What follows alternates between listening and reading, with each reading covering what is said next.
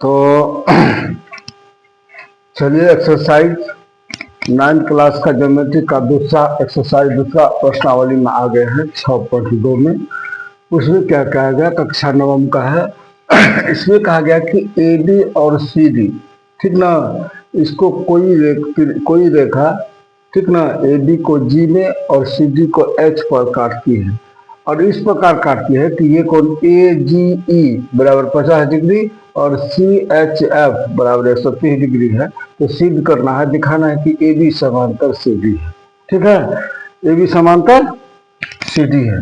तो इसमें हमको समांतर, तो इसको दिखाना है, तो इसमें दिखाना को प्रमाण देना होगा। प्रमाण देते हैं। प्रमाण कब ये समांतर कब होगा, जब तो एकांतर कोण का युग्म बराबर होगा, या तो आपका संगत कोणों का युग्म बराबर होगा, या तिर्यक रेखा की एक ही और के दोनों अंत कोणों का योग 180 डिग्री होगा। इन तीनों शर्तों में से कोई भी एक शर्त अगर होगा तब हम कह सकते हैं कि AB समांतर CD है। ठीक है, तो चलते हैं, दिखाते हैं क्या होता है। तो चलिए, इसको अगर यहाँ ऐसे छोड़ देते हैं, इसको अगर ऐसे छोड़ देते हैं, ठीक ना, तो क्या होगा,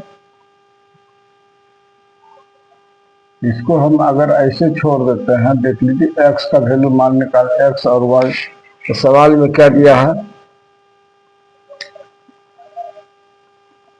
x और y का भी मान निकालना है, और तथा क्या बोला है, x और y का भी मान निकालना है, और दिखाना है कि AB समांतर CD है। AB समांतर CD है।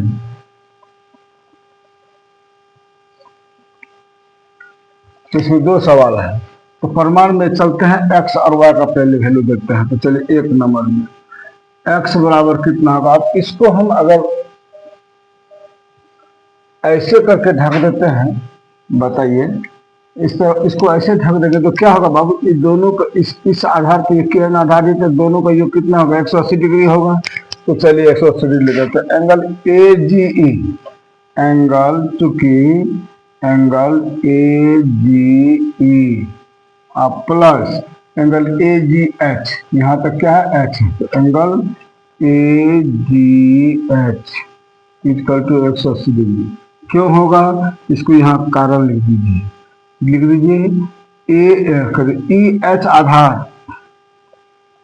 EH आधार पर क्या कहते हैं, G है, AG किरण आधारित है, AG पर AG किरण आधारित है। AG किरण क्या है, आधारित है। ठीक है, फिर आधारित है, इन दोनों का योग कितना होगा, 180 डिग्री हो जाएगा। तो चलिए, AGE बराबर 50 डिग्री है, इसीलिए AGE बराबर क्या है, AGE बराबर 50 डिग्री है। तो 50 डिग्री आप प्लस AGH बराबर यहाँ कितना है, x है, इक्वल टू 180 डिग्री। AGH बराबर x है, AGH बराबर कितना x है। तो चलिए, x बराबर क्या हो जाएगा, 180 अब माइनस 50, इसीलिए x बराबर कितना हो गया, 130 डिग्री। पहला तो ये हो गया आंसर, x का वैल्यू 33 डिग्री हो गया। अब चूंकि अब देखते हैं ये बराबर, अब इसमें देखते हैं, ये दोनों कोई किरण एक दूसरे को क्या होता है, परस्पर प्रतिच्छेद करती है, तो शीर्षाभिमुख कोण का युग्म बराबर होता है। शीर्षाभिमुख कोण, इसको हम ऐसे लिख देते हैं, ये कोण को ऐसे लिख देते हैं। ठीक है, तो चलिए, ये कोण बराबर ये कोण हो जाएगा, शीर्षाभिमुख कोण आप लोग को पहले ही बता चुके हैं। ये क्या होगा, शीर्षाभिमुख कोण बराबर होगा, इसको आप ऐसे ढक दीजिए, इसी रूप में है। ये मान चलिए 130 डिग्री है, ये y बराबर कितना होगा, y बराबर 130 डिग्री होगा। तो चलिए, इसको हम यहाँ दिखाते हैं। अब ये तो चलिए, अब इसमें क्या करेंगे, चूंकि CHF यहाँ तक F है, ये F बिंदु है, CHF, क्योंकि एंगल CHF, ठीक है, इक्वल टू एंगल क्या होगा, GHD, equal to angle GHD क्यों होगा, CHF इक्वल टू GHD। ये कोण ऐसे करके ये कोण बराबर हो जाएंगे, ये कोण के बराबर ये कोण हो जाएंगे, शीर्षाभिमुख कोण है, इसी तरह उठा देंगे तो इसी तरह कौन हो जाता है। तो CHF कितना है 130 डिग्री, कितना है इक्वल टू एंगल GHD। अब GHD को हम y मानते हैं, ठीक है, इसीलिए angle GHD equal to 130 degree. और मनिया GHD को हम y मानते हैं तो y बराबर 130 डिग्री। ये दूसरा आंसर हो गया।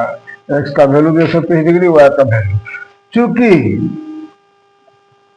इसीलिए x बराबर भी 130 डिग्री और y बराबर भी कितना हो गया 130 डिग्री हो गया। तो चलिए ये एक आंसर तो ये हो गया। दूसरा कहता है समांतर करने के लिए, क्योंकि यह लिखना है क्योंकि x बराबर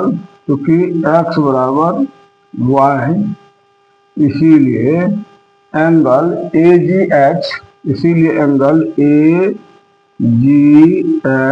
equal to angle GHD, angle GHD।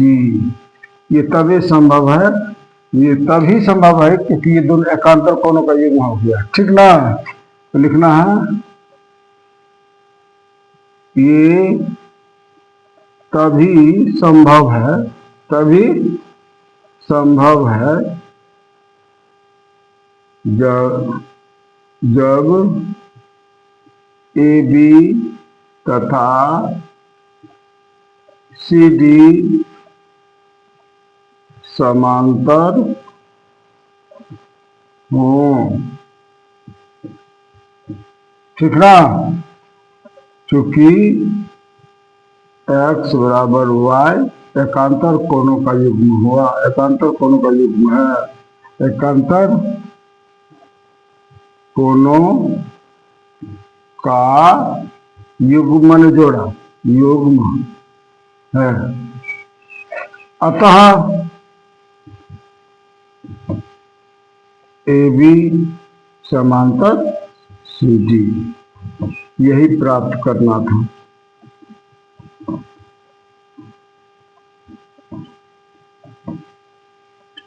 ठीक है, ये सभी जो है हमारे प्यारे प्यारे बिहार बोर्ड वाले बच्चे सब के लिए है।